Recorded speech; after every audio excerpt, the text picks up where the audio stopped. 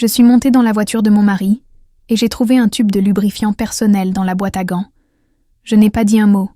Je l'ai juste secrètement remplacé par de la superglue industrielle. Et ce qui s'est passé ensuite a forcé nos voisins à appeler les pompiers en urgence. Je suis si contente que vous soyez là. Si vous regardez cette vidéo, s'il vous plaît, aimez-la et abonnez-vous à ma chaîne et dites-moi dans les commentaires d'où vous écoutez mon histoire de vengeance. Je veux savoir jusqu'où elle a voyagé. J'étais assise à la table de la cuisine. Le silence dans la maison était aussi épais que le brouillard du matin. Un silence qui était devenu un invité constant et indésirable. La vieille horloge, au mur, un cadeau de mariage de ma défunte mère, faisait tic-tac avec un rythme implacable et accusateur. Chaque battement était un rappel douloureux d'une vie que je commençais à soupçonner n'être qu'un beau mensonge méticuleusement conçu. Mon mari, Julian, venait de rentrer d'un de ses innombrables dîners d'affaires. Il n'avait pas l'air simplement épuisé, mais hanté, comme s'il portait le poids d'un secret trop lourd à supporter. Son visage était une carte de fatigue et de culpabilité, des rides gravées autour de ses yeux et de sa bouche qui n'avaient jamais été là auparavant. Il a jeté sa veste sur le canapé avec une lassitude qui semblait jouer, a desserré sa cravate comme si c'était un nœud coulant auquel il voulait désespérément échapper, et s'est effondré sur le lit, les ressorts familiers gémissant sous son poids, sans même prendre la peine de se doucher. La légère odeur de son eau de Cologne chère flottait dans l'air, mais elle était mélangée à un nouveau parfum étranger, un parfum floral doux qui ressemblait à une intrusion, une confession effrontée d'une vie que je ne savais pas qu'il menait.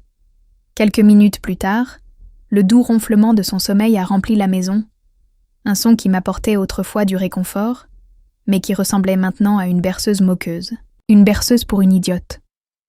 Je me suis levée, me déplaçant avec la grâce silencieuse et exercée d'une épouse de 40 ans, et j'ai commencé à ranger le désordre qu'il avait laissé dans le salon, sa veste, son portefeuille, son téléphone portable, son vieil ordinateur portable. L'écran du téléphone était encore allumé, un nouvel email brillant comme un sinistre présage. J'ai froncé les sourcils. Julian n'utilisait jamais les emails.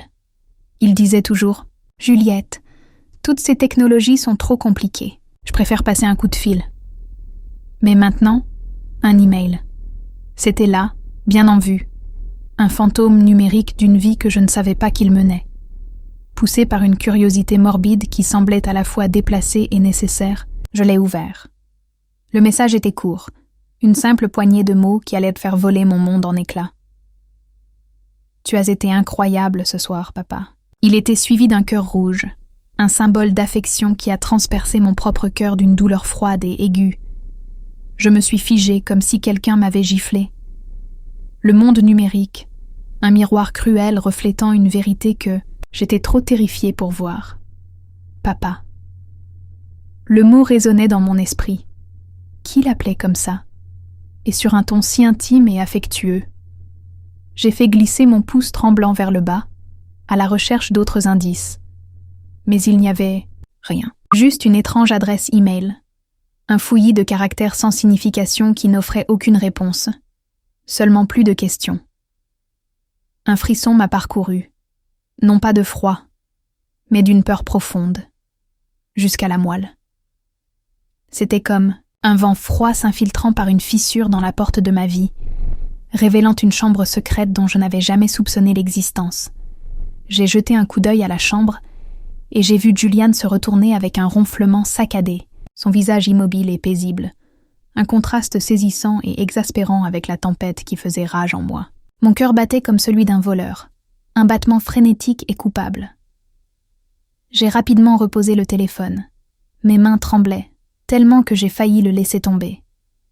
J'ai continué à ranger, mes mouvements maintenant mécaniques, robotiques. J'ai rassemblé ses vêtements sales pour les emmener à la buanderie. En vérifiant les poches de son pantalon, j'ai senti un morceau de papier plié, net et neuf. C'était un reçu d'un restaurant de grillades chic de San Antonio, daté de ce soir-là. J'ai froncé les sourcils. San Antonio? Il m'avait dit qu'il rencontrait ses partenaires à Dallas. Un petit rire amer m'a échappé. Julian détestait conduire jusqu'à Dallas. San Antonio, en revanche, était l'endroit où sa mère avait vécu, avant de décéder. Il y avait de bons souvenirs, un fait qu'il me rappelait souvent.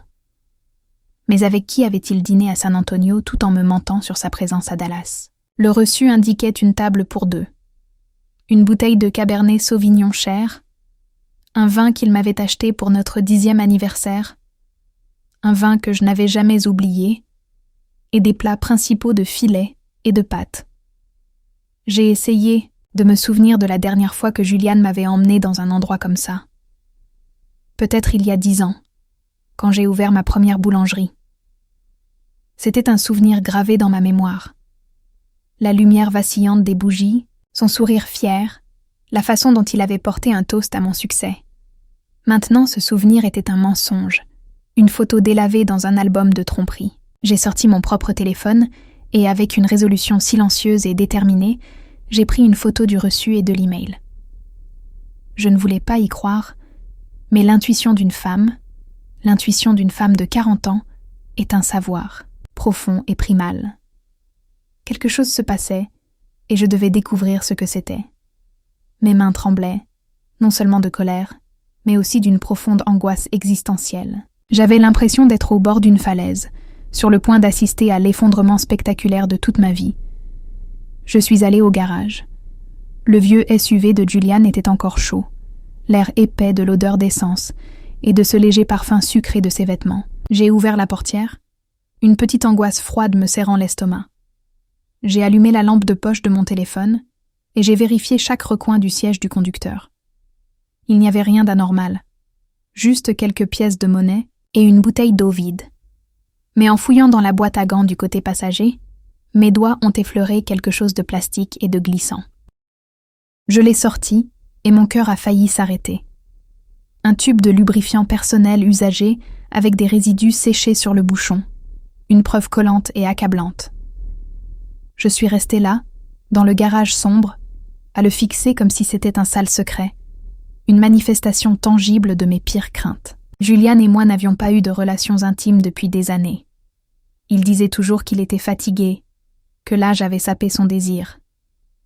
Alors, à quoi servait ce lubrifiant? La question résonnait dans mon esprit. Chaque syllabe, un coup de marteau sur ma fragile réalité. Je me sentais paralysée, mais je gardais la tête froide, un instinct de survie se déclenchant. Je l'ai remis exactement là où je l'avais trouvé. Je me suis essuyé les mains avec une serviette en papier, les frottant à vif, comme si j'avais peur que la trahison ne laisse une marque permanente sur ma peau. J'ai continué à chercher, cette fois plus attentivement, plus méthodiquement. Sous le siège arrière, j'ai trouvé des serviettes en papier froissé, imbibées d'un parfum floral doux, qui n'était pas celui d'un homme et qui n'était pas mon doux et familier parfum de rose. L'odeur était étrangère, provocante, un cri fort et vulgaire d'infidélité dans le sanctuaire silencieux de notre garage. J'ai pris des photos de tout, du lubrifiant, des serviettes, comme si je pouvais capturer l'odeur dans une image. J'ai fermé la voiture, et je suis rentrée à l'intérieur, le poids des preuves pesant sur moi, plus lourd que n'importe quel sac de farine que j'avais jamais soulevé. Je me suis assise à la table de la cuisine, mes mains tremblant de manière incontrôlable alors que je reprenais le téléphone de Juliane. À ce stade, j'étais presque certaine qu'il me trompait. J'ai vérifié ses messages, mais il n'y avait que des conversations professionnelles, froides et sèches, comme un paysage désertique. Sa boîte de réception était vide, à l'exception de cet étrange email. J'ai vérifié les dossiers des messages envoyés et des brouillons. Rien. Tout était trop propre, trop parfait, de manière suspecte, comme s'il avait effacé toute trace de sa tromperie. Un maître du mensonge, pensais-je amèrement. Ma rage était maintenant une pierre froide et dure dans ma poitrine, et une nouvelle émotion, plus dangereuse, commençait à s'agiter en moi. Un désir de vérité, un besoin d'exposer le mensonge, quel qu'en soit le coût. Le lendemain matin, alors que le soleil se levait et que la douce lumière filtrait à travers les rideaux de la fenêtre, j'étais déjà réveillée. Un fantôme dans ma propre maison. L'image du lubrifiant, du reçu, du restaurant et de cet email ne cessait de tourner dans ma tête, un carrousel venimeux de doutes. Je me tenais dans la cuisine, mes mains occupées, mais mon esprit un tourbillon frénétique. J'ai préparé un petit déjeuner simple, 2 œufs au plat, du pain grillé et une tasse de café noir fort que Julian aimait. J'avais à peine dormi de la nuit. Julian est descendu, l'air fatigué, les cheveux en désordre et les yeux encore ensommeillés. Il s'est assis à table, a attrapé sa tasse de café, a bu une gorgée et l'a reposée à moitié pleine. « J'ai une réunion importante aujourd'hui », a-t-il dit d'une voix rauque, une phrase répétée qu'il avait utilisée d'innombrables fois auparavant, sans me regarder dans les yeux. Je suis sûre que je rentrerai tard. Il était si doué. Pour ça, pensai-je. Les mensonges faciles, le ton désinvolte, ça me glaçait le sang. J'ai hoché la tête avec un sourire forcé, alors que tout ce que je voulais faire était de crier « Où est la réunion? Avec qui? À San Antonio? » Encore? Mais je me suis retenue, ma rage un feu silencieux, et j'ai simplement répondu « D'accord, fais attention. » Il s'est levé, m'a donné une légère tape sur l'épaule. Un geste qui ressemblait plus à une pensée après coup qu'à un signe d'affection. Et est parti. La porte s'est fermée, laissant la cuisine en silence, et moi avec un soupçon qui se transformait en une certitude monstrueuse.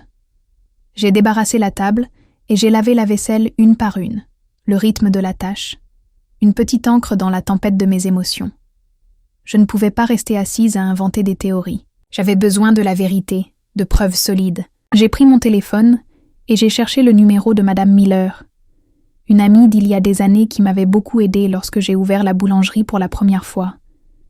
Elle m'avait parlé un jour d'un bon détective privé spécialisé dans les cas d'infidélité. « Juliette, si tu en as besoin un jour, je peux te donner le numéro de Thomas, » avait-elle dit. « Il est très discret et fiable. » Je n'aurais jamais pensé avoir besoin de l'appeler, mais maintenant je n'avais pas d'autre choix. J'ai composé son numéro, ma voix tremblante, chaque sonnerie un battement de tambour de mon anxiété grandissante. « Bonjour, Madame Miller. Pouvez-vous m'aider à contacter Thomas? J'ai besoin de lui. » Elle est restée silencieuse pendant quelques secondes, une pause qui en disait long avant de répondre. « Juliette, que se passe-t-il? Est-ce que Julian a fait quelque chose? » J'ai soupiré, ne voulant pas entrer dans les détails au téléphone. Ma fierté meurtrie et à vif. « J'ai juste besoin de savoir la vérité. Pouvez-vous m'aider? » Madame Miller, une femme de peu de mots mais d'une profonde intuition, a accepté immédiatement, et à peine 1 heure plus tard, j'ai reçu un message de Thomas me demandant de le rencontrer à midi dans un petit café du centre-ville. « Madame, Roberts, ne vous inquiétez pas, je vais vous aider, » écrivait-il. Le message était court, mais il suffisait à me soulager un peu. Une bouée de sauvetage dans un océan de tromperies.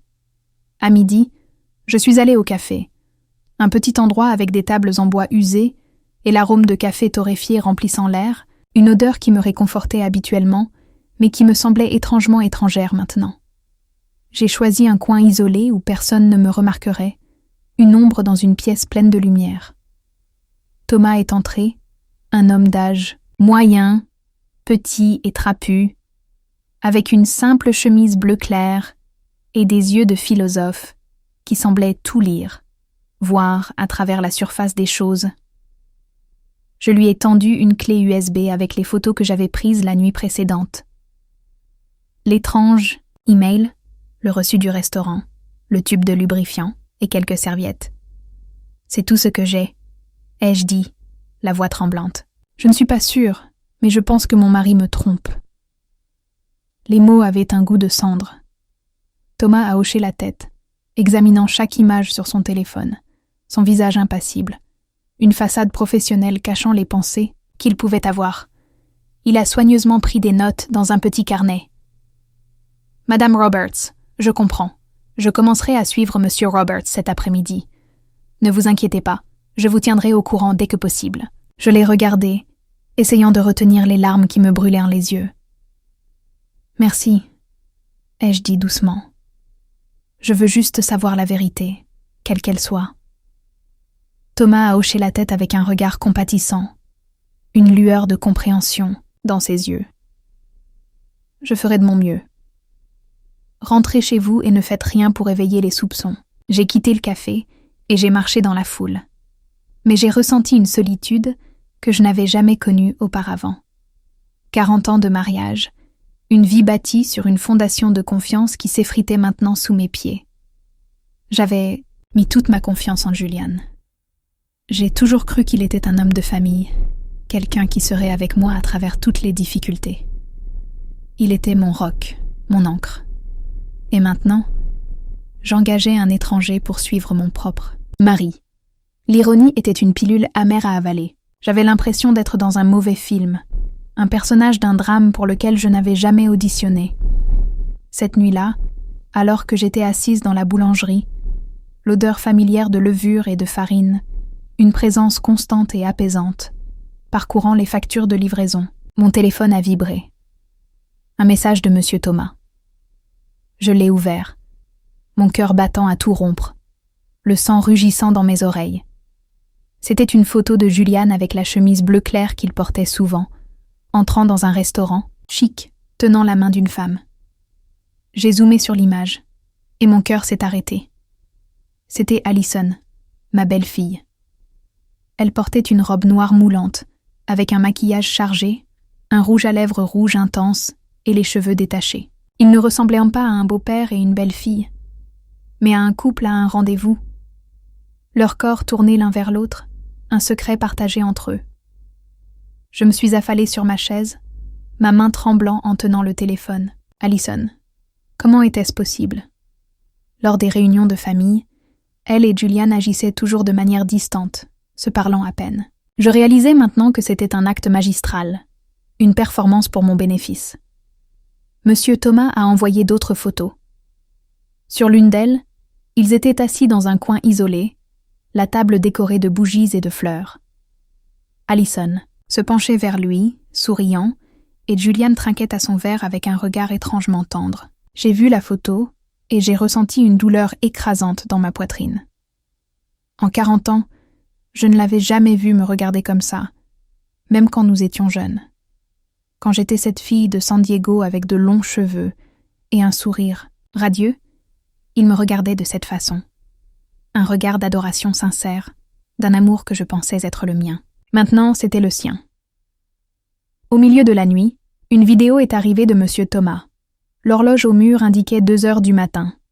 J'ai mis mes écouteurs, une tentative désespérée de garder le secret, et j'ai appuyé sur lecture. Mes mains tremblaient tellement que j'ai failli laisser tomber le téléphone.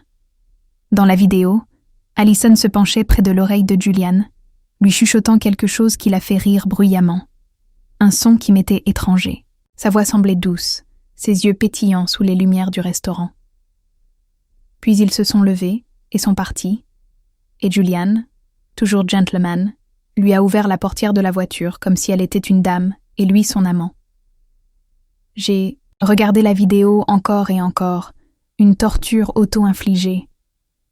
Chaque fois, c'était comme un autre coup de poignard au cœur.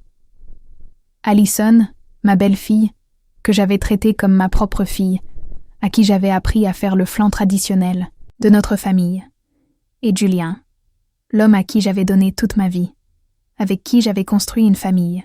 Que faisait-il dans mon dos, dans le dos de Daniel? Les questions étaient un raz-de-marée, menaçant de me noyer. J'ai sauvegardé toutes les photos et la vidéo sur une clé USB, notant chaque détail, date, heure, lieu, même le nom du restaurant. Mes mains fonctionnaient en pilote automatique, mais mon esprit était en plein chaos. Je ne voulais pas y croire. Je ne pouvais pas croire que Julian et Allison étaient incapables de quelque chose d'aussi bas, d'aussi cruel. Mais les preuves étaient là, sous mes yeux, indéniables, une montagne de preuves. Je suis restée dans la boulangerie au milieu des plateaux de pâtisserie sucrée qui sentaient si bon. Mais j'avais l'impression que mon monde s'effondrait. Je me suis souvenue des débuts de l'entreprise, quand Julian m'aidait à porter des sacs de farine, quand nous riions ensemble dans cette petite cuisine, nos rêves aussi grands que le ciel. Maintenant, tout cela semblait être un lointain souvenir, un beau mensonge que j'avais vécu trop longtemps. Le lendemain matin, j'étais dans la petite cuisine de la boulangerie, tenant une liste de commandes pour un grand hôtel du centre-ville. L'odeur de farine et de vanille, qui m'apportait toujours la paix, semblait vide ce jour-là. un réconfort creux. Dès que j'ai fini de signer la facture de livraison, mon téléphone a vibré dans la poche de mon tablier. Je me suis essuyé les mains et mon cœur s'est serré quand j'ai vu que c'était un message du détective. Juste une courte phrase. « Madame Roberts, je vous envoie d'autres preuves. » J'ai pris une profonde inspiration, essayant de rester calme, mais mes mains tremblaient en ouvrant le message. Une série de photos est apparue à l'écran. La première montrait Julian dans sa chemise grise habituelle, quittant un cabinet d'avocat près de la place principale. À ses côtés se trouvait Allison dans une robe de bureau beige, les cheveux en queue de cheval haute et d'énormes lunettes de soleil sombres qui couvraient presque son visage. Une tentative pathétique d'anonymat. Ils marchaient très près, l'un de l'autre, non pas comme des beaux-parents, mais comme un couple. Leur corps un témoignage de leur lien interdit. Sur la photo suivante, ils se tenaient devant un hôtel 4 étoiles aux portes vitrées étincelantes et à l'enseigne, dorée. J'ai zoomé, cherchant désespérément un signe pour nier ce que je voyais, mais il n'y avait rien. Et il n'y avait rien. Ils avaient l'air trop naturels, trop à l'aise ensemble, faisant partie d'un monde dont je ne faisais pas partie. Puis est venue une courte vidéo de M. Thomas. J'ai appuyé sur lecture et mon cœur battait si fort que j'ai cru qu'il allait éclater. Un tambour frénétique contre mes côtes. La prise de vue était de loin, mais elle était assez claire pour voir Julian et Allison sur le balcon du 3e étage de l'hôtel. Son bras était autour de sa taille, et elle reposait sa tête sur son épaule, ses longs cheveux bougeant doucement dans le vent. Et puis, comme un coup de poignard, je les ai vus échanger un baiser rapide, sans essayer de se cacher. C'était un bref baiser, mais il a suffi à consumer la dernière étincelle d'espoir qu'il me restait. J'ai regardé la vidéo image par image, chaque image creusant plus profondément dans mon âme une descente lente et angoissante en enfer. Le rideau de la chambre s'est légèrement ouvert et Allison est sortie, courant pour serrer Julian dans ses bras, son visage illuminé de bonheur, comme si elle était une jeune fille amoureuse. Je me suis affalée sur la chaise, m'agrippant au bord de la table pour ne pas m'effondrer. Monsieur Thomas a écrit « Ils ont également loué la chambre pour l'après-midi. On dirait qu'ils vont passer la nuit. Je vais les surveiller. » J'ai lu le message encore et encore, la gorge nouée, comme si on m'étranglait. Quelques heures plus tôt, Julian m'avait écrit « Juliette, je ne rentrerai pas ce soir. Je dois rencontrer un partenaire potentiel de l'extérieur de la ville. Repose-toi bien. » Le ton était doux et attentionné, comme il l'avait été pendant des années. Mais maintenant, je savais que tout cela n'était qu'un mensonge. Un mensonge bien construit. Un partenaire potentiel de l'extérieur de la ville. Il n'était pas à l'extérieur de la ville. Il était ici, dans un hôtel, 4 étoiles avec notre propre belle-fille. J'ai ouvert mon disque dur portable et j'ai soigneusement sauvegardé chaque photo et chaque vidéo. Chaque fois que je cliquais sur « Sauvegarder », je regardais l'image comme pour m'assurer que je ne rêvais pas. Dans la vidéo, le regard de Julian envers Allison était si tendre. La façon dont il lui caressait les cheveux me rappelait la façon dont il le faisait avec moi, il y a plus de 30 ans. Nous étions jeunes et je croyais que notre amour durerait pour toujours. Une promesse chuchotée sous un ciel étoilé de San Diego. Maintenant, en voyant cela, tout ce que je voyais, c'était des mensonges et une trahison flagrante. Je me suis souvenu des réunions de famille, tout le monde assis autour de la table. Un tableau de notre famille parfaite. Allison s'asseyait toujours loin de Julian. Parfois, elle le regardait même avec dégoût. Daniel plaisantait. « Maman, je pense qu'Allison ne supporte pas papa. Elle l'évite comme la peste. » Je le croyais aussi. Je pensais qu'ils ne s'entendaient tout simplement pas, qu'elle essayait juste de s'intégrer dans la famille. Mais, maintenant, je comprenais que tout cela n'avait été qu'une farce, une danse de tromperie soigneusement chorégraphiée. Il jouait trop bien devant moi, devant Daniel, devant tout le quartier. Je me sentais comme une idiote, une femme aveugle, trahie par 2 traîtres sous mes yeux. Les gens vaquaient à leurs occupations sans savoir ce qui se passait sur ce balcon d'hôtel. Mais M. Thomas avait capturé le moment parfait comme un chasseur silencieux, un instantané de ma réalité. Je lui ai répondu « Merci. S'il vous plaît, continuez à surveiller. J'ai besoin de tout savoir. » Il a répondu brièvement « Je le ferai. Restez calme. » Cette nuit-là, je suis retournée dans la maison qui avait été mon foyer avec Juliane. Elle me semblait étrangère maintenant, un lieu de fantômes et de mensonges. J'ai ouvert le tiroir de la commode et j'en ai sorti une épaisse enveloppe, mes mains bougeant avec une sinistre détermination. J'ai imprimé toutes les preuves, des photos de Juliane et Allison quittant le bureau de l'avocat, des photos d'eux entrant dans l'hôtel, des photos d'eux sur le balcon, et chaque image de la vidéo. Je les ai soigneusement arrangées, j'ai scellé l'enveloppe et je l'ai cachée au fond du tiroir sous de vieilles photos de famille. J'ai regardé une photo de nous quatre, Juliane, Allison, Daniel et moi, à la fête d'anniversaire de Daniel il y a quelques années. Allison souriait, serrant Daniel fort dans ses bras, tandis que Juliane se tenait à côté de moi avec son bras sur mon épaule, l'air fier. Maintenant, en la regardant, tout ce que je voulais, c'était la déchirer en morceaux, arracher l'image de leur visage souriant de ma vie. Le lendemain matin, juste avant l'aube, j'ai entendu la porte d'entrée s'ouvrir lentement. Juliane est entrée en titubant, sentant l'alcool. Le partenaire était trop difficile, Juliette. S'est-il plaint d'une voix rauque, les yeux rouges comme s'il avait veillé toute la nuit. J'ai dû boire beaucoup. Je suis mort de fatigue.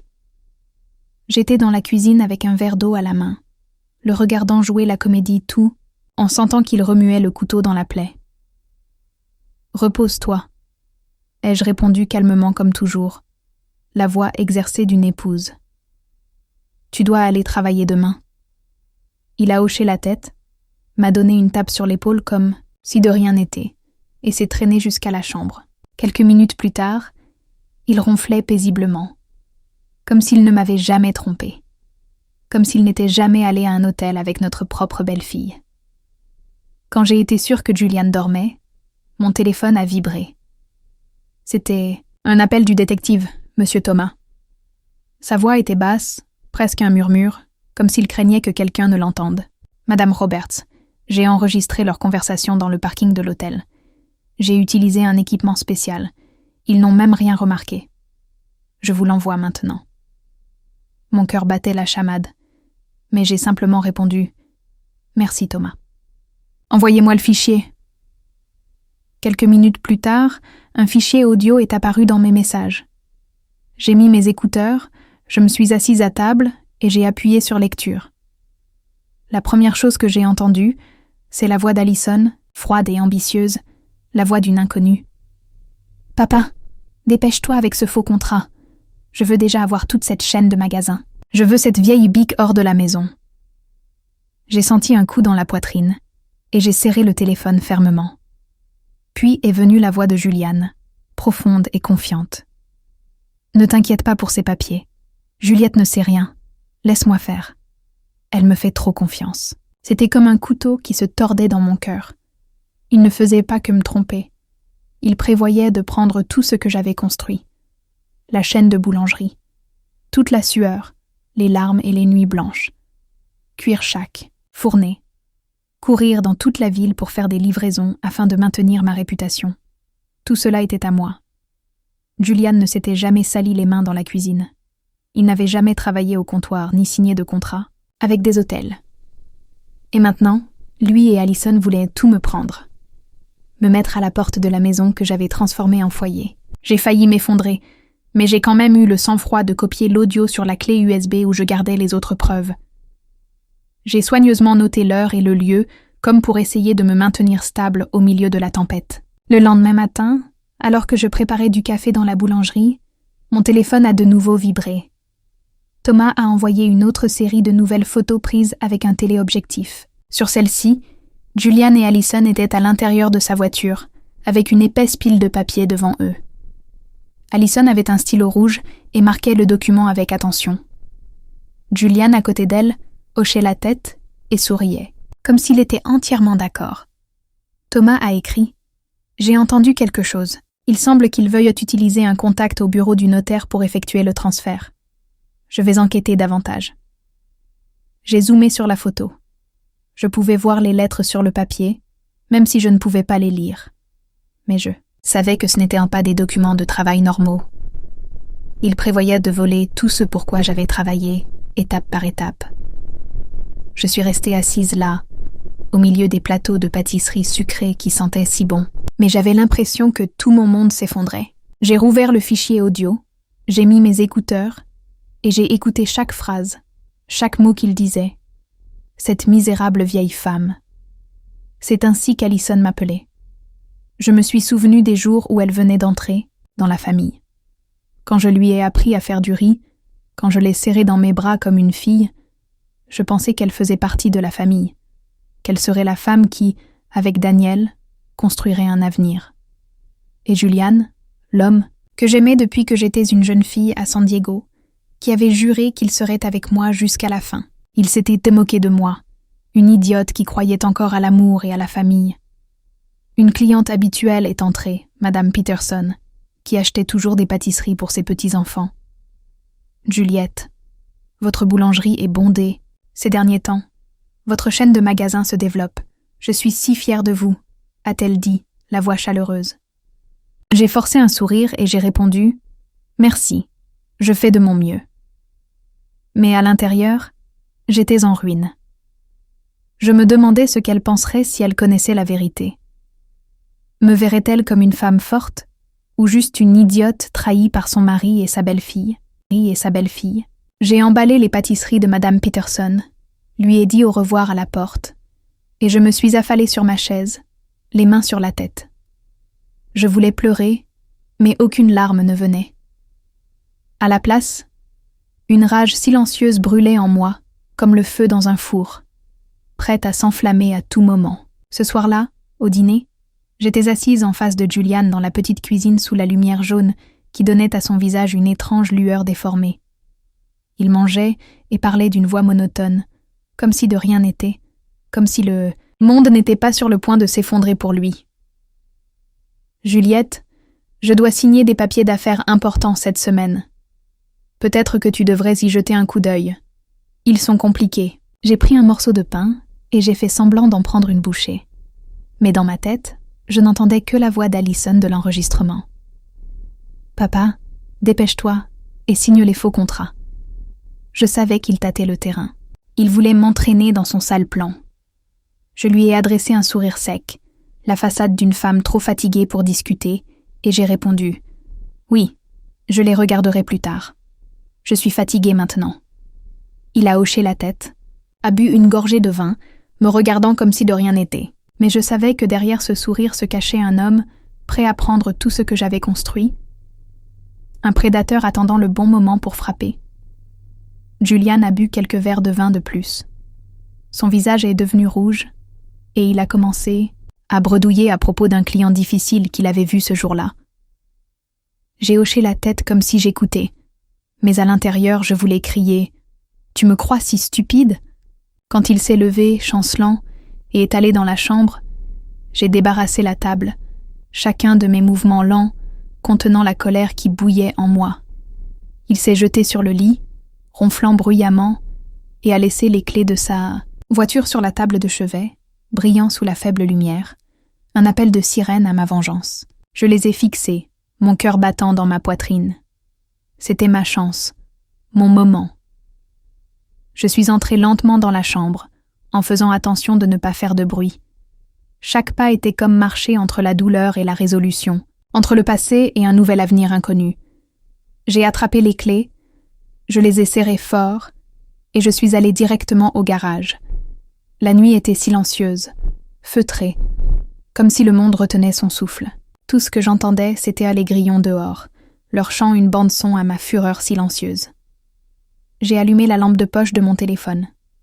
La faible lumière illuminait le vieux SUV de Julian, un complice silencieux de sa trahison. J'ai ouvert la portière.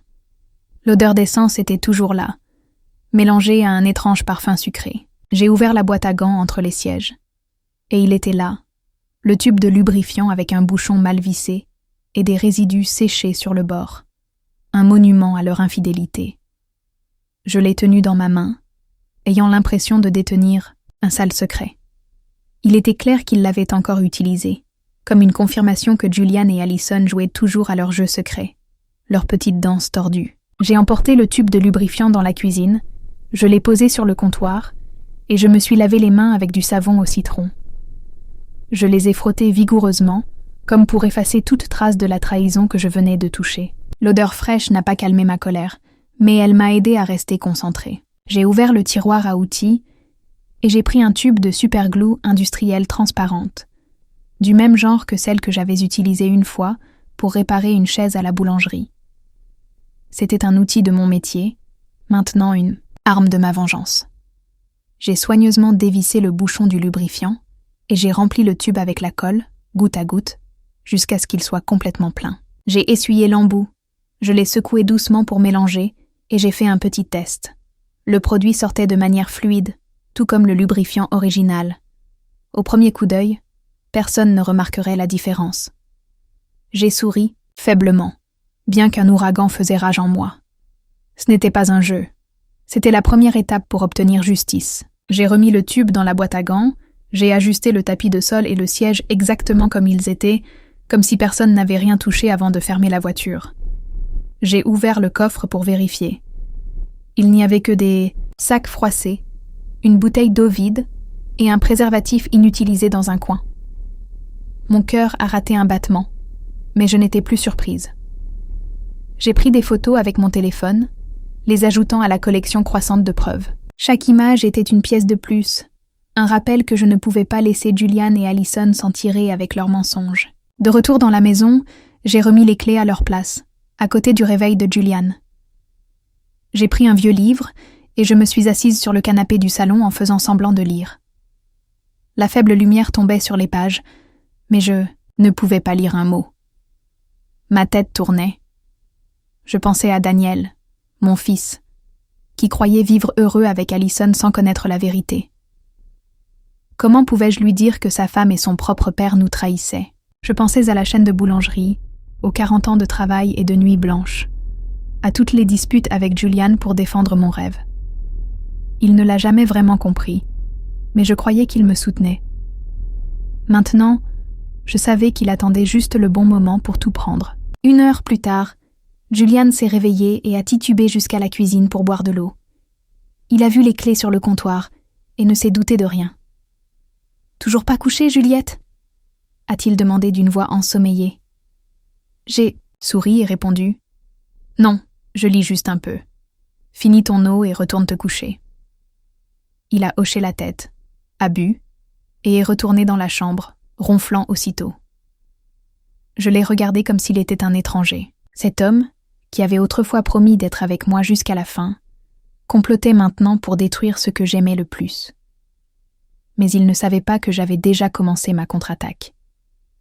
À l'aube, je me suis levée.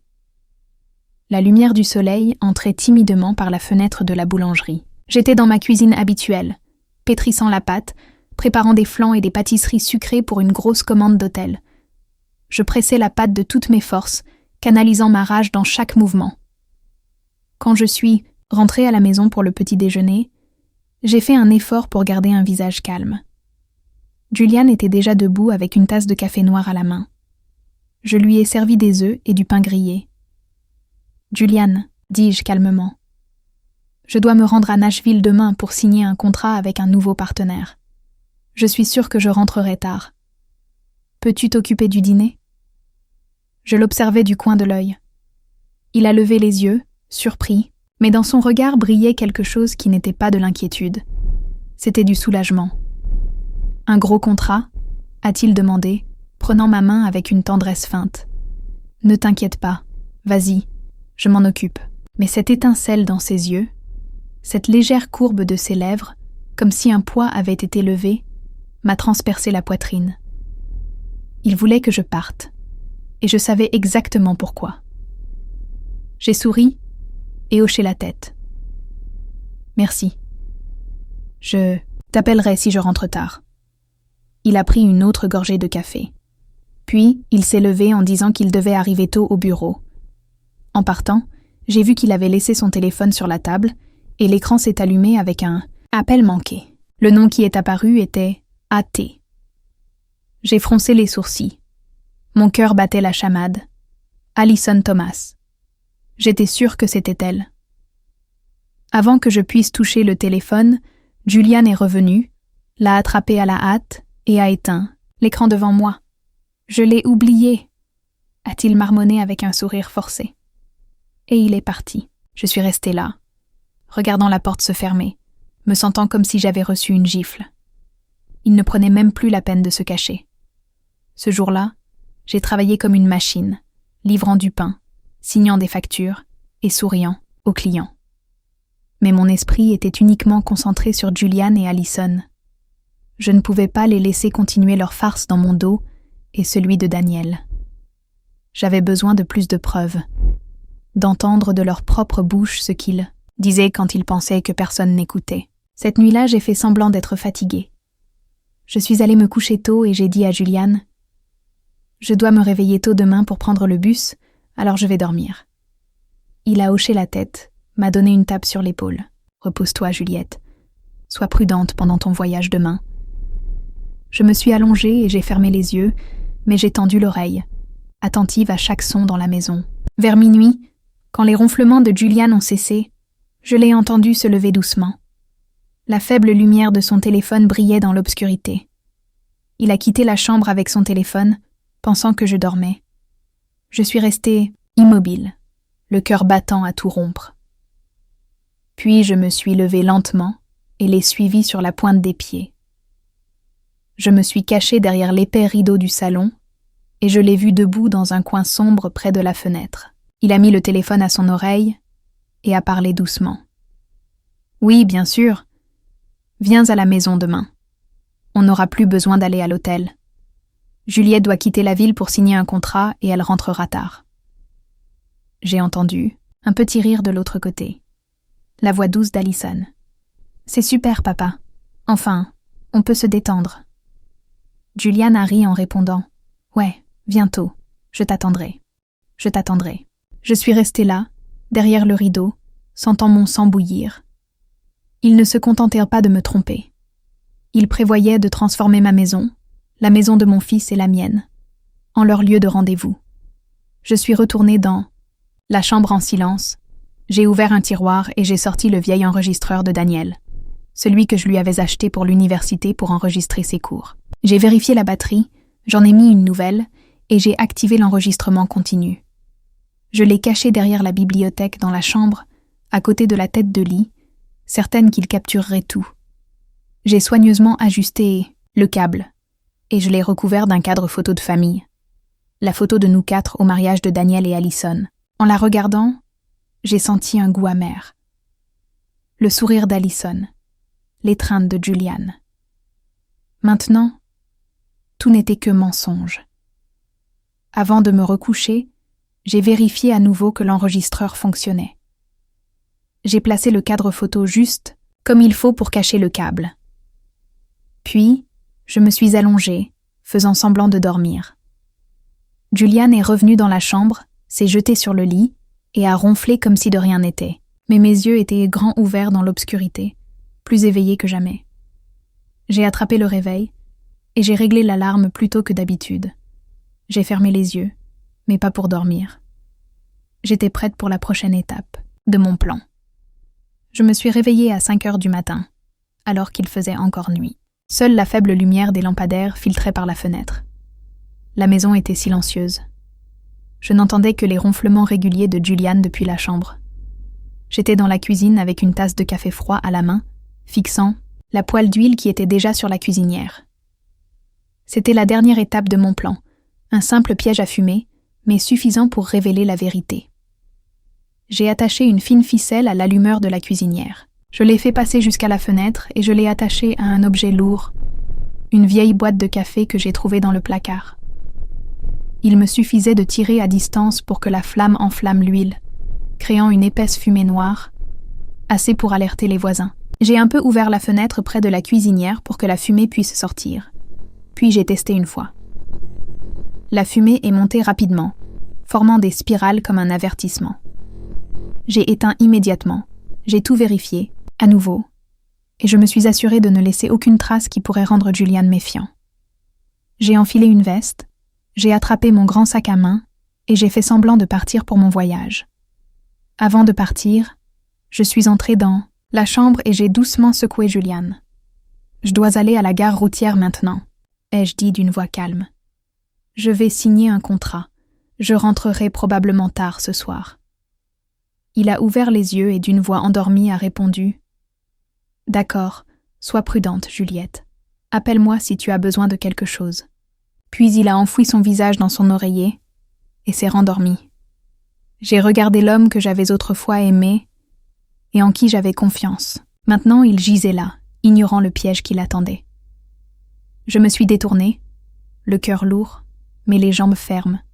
Au lieu d'aller à la gare, je suis allée de l'autre côté de la rue, chez Madame Peterson. C'était ma voisine et mon amie. Elle a ouvert la porte et m'a regardée, inquiète, en voyant mon sac à main. « Juliette, que fais-tu debout si tôt ? Quelque chose ne va pas ?» a-t-elle demandé avec affection. J'ai forcé un sourire. « Madame Peterson, puis-je rester ici quelques heures ? J'ai besoin de surveiller ma maison. » Elle a froncé les sourcils, mais n'a rien dit de plus. Elle m'a versé une tasse de café chaud et m'a donné une chaise près de la fenêtre. De là, je pouvais voir l'entrée de ma maison où Julian et Allison entreraient et où la vérité serait révélée. Vers 10, à heure, un taxi s'est arrêté devant la maison. Allison en est sortie, vêtue d'une robe à fleurs légères et de lunettes de soleil sombre, comme si elle avait peur que quelqu'un la reconnaisse. Julian a ouvert la porte, a regardé autour de lui à la hâte et l'a rapidement fait entrer. J'ai serré ma tasse de café, mon cœur battant dans ma poitrine. C'est l'heure. Ai-je murmuré et j'ai allumé l'application sur mon téléphone connecté à l'enregistreur caché que j'avais laissé dans la chambre. Le son a commencé à arriver dans mes écouteurs. Le rire d'Allison, le tintement des verres, des pas, lourd. Puis j'ai entendu la voix grave de Julian. « Très bien, nous n'avons plus à nous cacher dans un hôtel. » Allison a ri. « Tu sais vraiment choisir tes moments. La vieille bique est partie, n'est-ce pas ?» Je me suis mordu les lèvres, retenant la rage en l'écoutant m'appeler « la vieille bique » avec tant de mépris. Puis le lit a commencé à grincer, accompagné d'autres sons que je ne voulais pas continuer à écouter. J'ai fermé les yeux, j'ai pris une profonde inspiration et je me suis dit « Encore un peu, Juliette. Juste encore un peu. » Quelques minutes plus tard, soudain, Allison a crié « Qu'est-ce que c'est que ça ? On est coincé !» Sa voix était remplie de panique, presque sanglotante. Julian a grogné « Tais-toi, attends, laisse-moi voir. » J'ai souri. J'ai à peine touché mon téléphone et j'ai activé le piège à fumer à distance. La ficelle a tiré fort. La cuisinière s'est allumée. La poêle d'huile a pris feu. Une fumée noire s'est échappée de la fenêtre de la cuisine, en épaisse spirale, se propageant à l'extérieur comme un signal d'alarme. Madame Peterson a eu le souffle coupé. Elle a regardé par la fenêtre. « Juliette, ta maison est en feu. » J'ai fait semblant d'avoir peur, mais à l'intérieur je me sentais étrangement calme. Les voisins ont commencé à sortir dans leur jardin en criant « La maison de Juliette est en feu, appelez les pompiers !» Un homme à proximité, M. Miller, a rapidement sorti son téléphone et a appelé les pompiers de la ville. Je suis restée là, tenant fermement ma tasse de café, les yeux fixés sur ma maison. Tout se déroulait selon le plan. Dans mes écouteurs, la voix d'Allison semblait de plus en plus désespérée. « Julian, fais quelque chose. Je ne peux pas bouger. » La voix de Julian a rugi. « Ne crie pas, j'essaie !» Mais je savais qu'il ne pouvait rien faire. La superglue industrielle que j'avais substituée faisait déjà effet, les laissant piégés dans leur moment le plus humiliant. Je les imaginais se débattre, effrayés, et une partie de moi se sentait satisfaite, non pas parce que j'étais cruelle, mais parce qu'ils m'avaient poussée à cela. Ils voulaient prendre ma boulangerie, ma famille, même mon honneur. Maintenant, j'allais leur faire payer. J'ai regardé par la fenêtre. La fumée continuait de monter, s'épaississant. Les voisins s'attroupaient, criant de panique. « Que se passe-t-il » a demandé quelqu'un. « Où est Juliette ?»« Elle est partie en ville pour le travail » a répondu un autre. Madame Peterson, debout à côté de moi, me regardait avec des yeux suspicieux, mais n'a rien dit. Elle m'a juste serré doucement la main. Je savais qu'elle avait une intuition, mais je n'avais pas besoin de lui donner d'explication. La vérité était sur le point d'exploser, et j'étais prête. À peine 10 minutes plus tard, la sirène d'un camion de pompiers a retenti, au bout de la rue, comme un glas. Le véhicule rouge a accéléré et s'est arrêté en dérapant devant ma maison. J'ai vu Daniel sauter du siège du conducteur dans son uniforme de chef des pompiers, le visage tendu. Mon fils a crié d'une voix ferme. « Préparez l'équipement, vite, il pourrait y avoir des gens à l'intérieur. » Je l'ai regardé et j'ai ressenti une douleur aiguë. Mon fils, toujours si fier de sa famille et de ses parents. Maintenant, il était sur le point d'affronter la plus cruelle des vérités. J'ai eu envie de courir, de le serrer dans mes bras et de lui dire « Je suis désolée, Daniel ». Mais je n'avais pas d'autre choix. Je suis restée immobile, laissant les choses suivre leur cours. La fumée de la cuisine continuait de monter de manière épaisse, faisant croire à Daniel et à son équipe qu'il y avait un incendie grave. Mon fils a ouvert la voie avec une masse, défonçant la porte d'entrée. Le bruit du bois qui se brise a résonné dans l'air. Ses coéquipiers l'ont suivi avec des lances et des extincteurs. J'écoutais le vacarme venant de la chambre. Les cris désespérés de Julian se mêlaient aux sanglots d'Allison. « Fais quelque chose, Julian. Je ne peux pas bouger !» Julian a grogné. « Tais-toi! Ne crie pas !» Je me suis mordu les lèvres, serrant le téléphone où l'application transmettait toujours l'audio du microphone caché. Ils étaient piégés, impuissants, exactement comme je l'avais calculé. Daniel est entré dans la chambre, et je pouvais imaginer ce qu'il a trouvé. Son propre père et sa femme, nus, collés l'un à l'autre sur le lit, leurs visages pâles de douleur et de panique. Je n'étais pas là, mais à travers mes écouteurs, j'ai entendu la voix de Daniel vaciller. Quoi? Qu'est-ce que c'est que ça? Un pompier derrière lui a murmuré, surpris. Oh mon Dieu! Un autre n'a pas pu se retenir et a laissé échapper un rire nerveux. Mais Daniel a immédiatement crié « Silence !» Je savais que ce cri n'était pas seulement pour maintenir l'ordre, mais la dernière tentative de mon fils pour cacher sa douleur. L'humiliation était maintenant exposée non seulement à Daniel, mais à toute l'équipe de pompiers et à tout le quartier. Un pompier est sorti en courant et a dit à Daniel « Chef, la fumée est sous contrôle. C'était juste un petit feu d'huile. Rien de grave. » Mais Daniel n'a pas répondu. J'ai imaginé que le jeune homme était toujours dans la chambre, figé par ce qu'il voyait. Les voisins ont commencé à arriver, s'attroupant devant la porte, pointant du doigt et chuchotant. « Que se passe-t-il » « C'est Julian et sa belle-fille » a crié une femme, la voix pleine d'étonnement. « Oh mon Dieu, comment cela a-t-il pu arriver » a ajouté une autre. Madame Peterson, debout à côté de moi, a sorti son téléphone et a commencé à enregistrer en silence, rapprochant la caméra de Julian et Allison, qui se tordaient dans le lit, leurs visages déformés par la douleur. Elle m'a regardée avec des yeux pleins de pitié et de colère. « Juliette, tu étais au courant, n'est-ce pas ?» Je n'ai pas répondu. J'ai juste hoché doucement la tête sans quitter la fenêtre des yeux. Daniel est sorti de la chambre. J'ai entendu le bruit de ses bottes sur le parquet. À travers le casque, j'ai entendu Julian crier d'une voix rauque. « Fais sortir tout le monde d'ici! Ferme la porte, Daniel !» Mais il était trop tard. Tout le quartier était rassemblé, leurs visages montrant du dédain, leur chuchotement, ressemblant à un cœur de honte. « Le beau-père et la belle-fille pris en flagrant délit. »« Incroyable !» s'est exclamé un homme. « Pauvre Juliette. » « Comment en est-on arrivé là ?» a soupiré un autre. Les pompiers, après un moment d'hésitation, ont dû agir. Ils ont enroulé des draps autour de Julian et Allison, essayant de couvrir leurs corps collés, et les ont transportés sur des brancards. Je pouvais entendre les sanglots brisés d'Allison, mêlés à ses gémissements de douleur. « S'il vous plaît, faites quelque chose.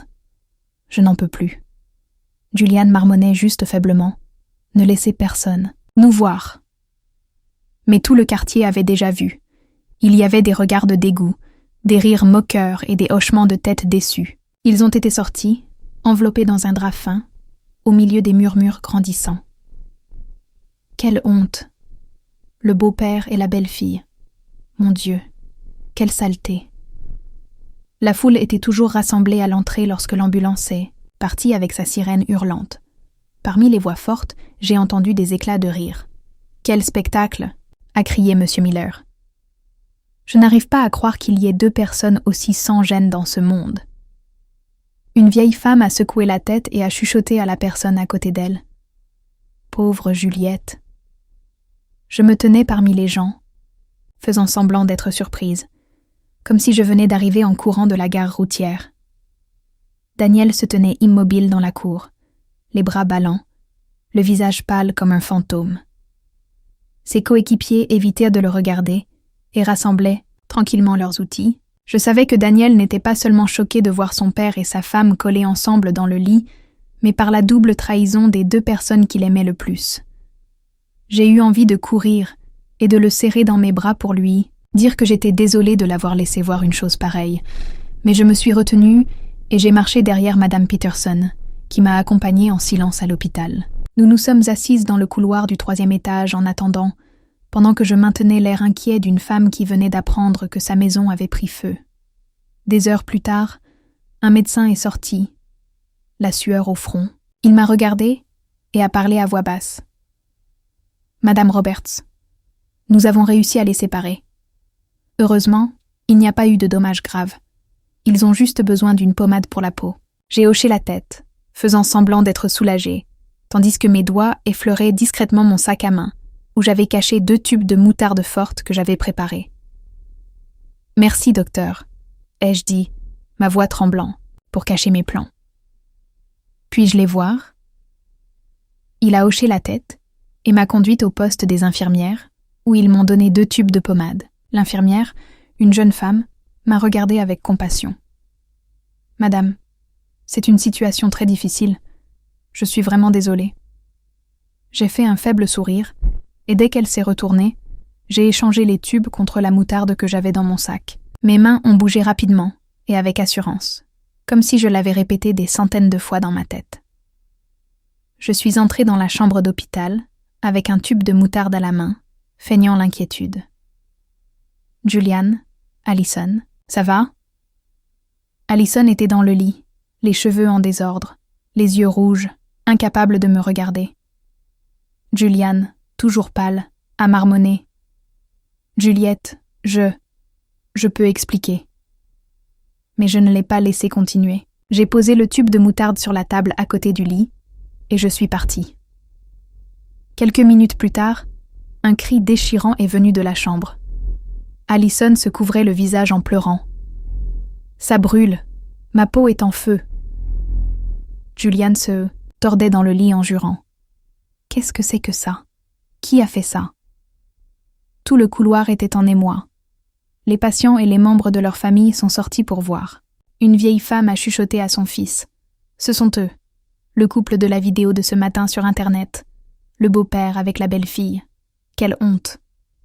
Un autre a ajouté « Il le mérite. » Le médecin a couru dans la chambre, en demandant aux infirmières de nettoyer leur peau et d'appliquer un agent neutralisant. Mais l'humiliation de Julian et Allison était déjà publique, impossible à arrêter. La vidéo de Madame Peterson les montrant transportés sur un brancard s'était répandue dans tout le quartier et sur les réseaux sociaux.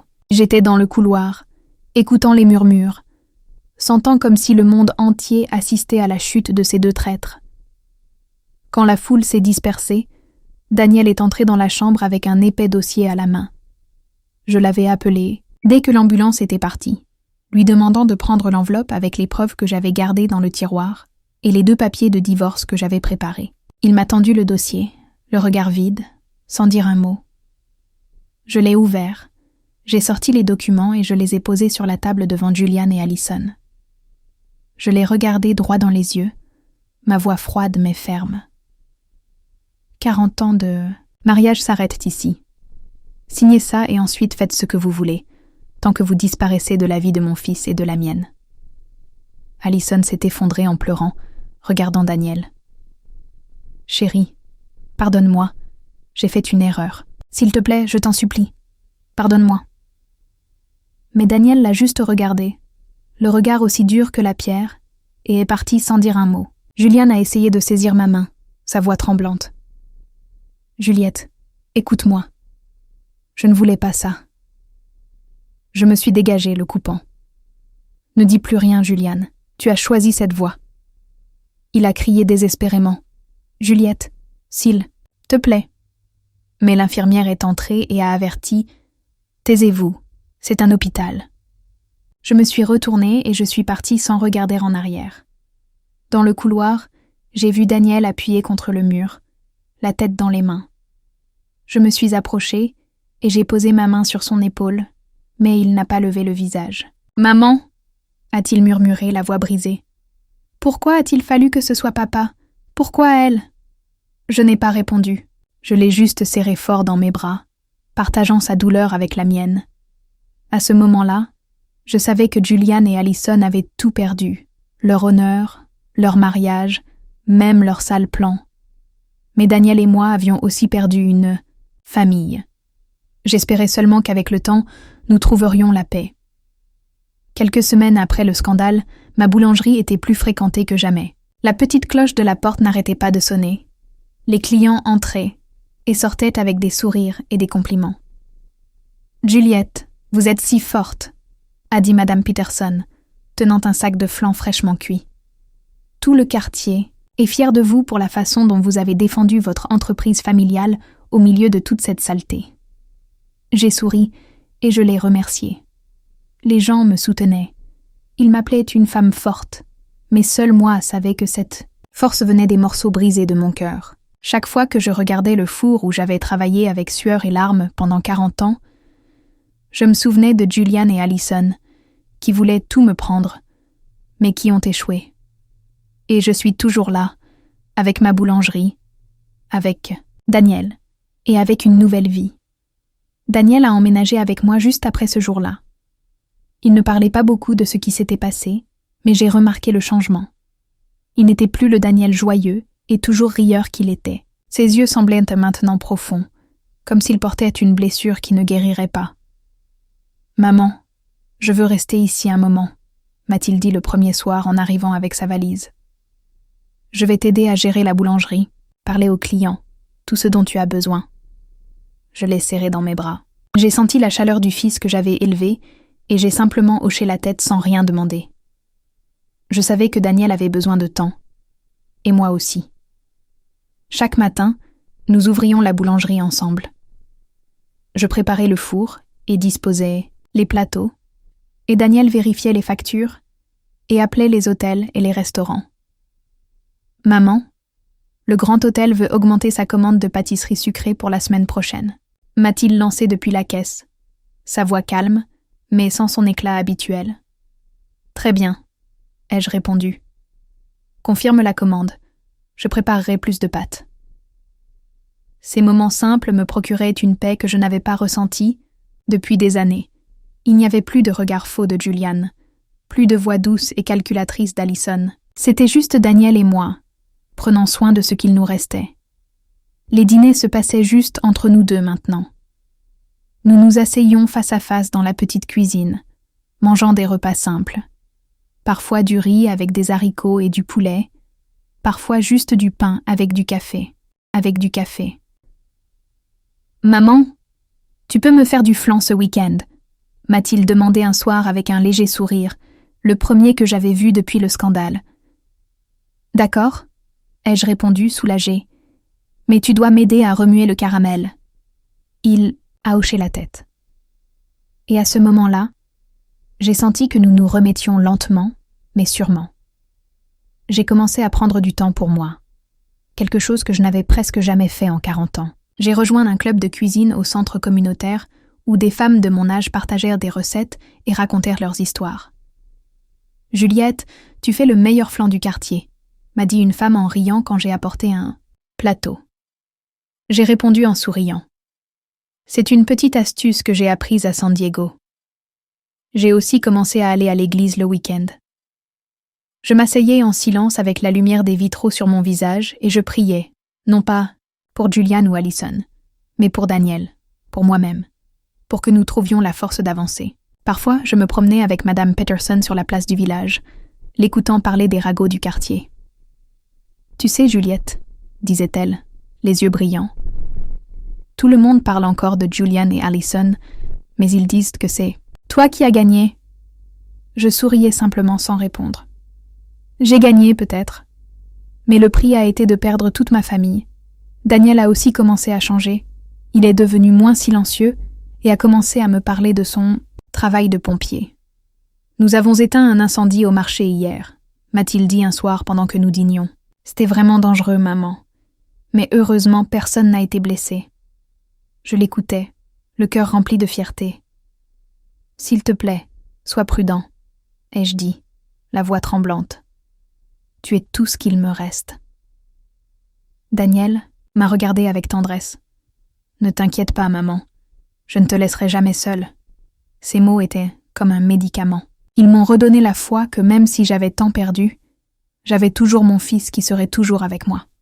Un après-midi, alors que la boulangerie était pleine de clients, je me suis assise à la caisse, regardant le mouvement dans la rue.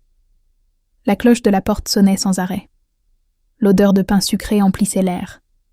J'ai regardé les plateaux de flan et de pâtisserie, et j'ai pensé à tout le chemin parcouru.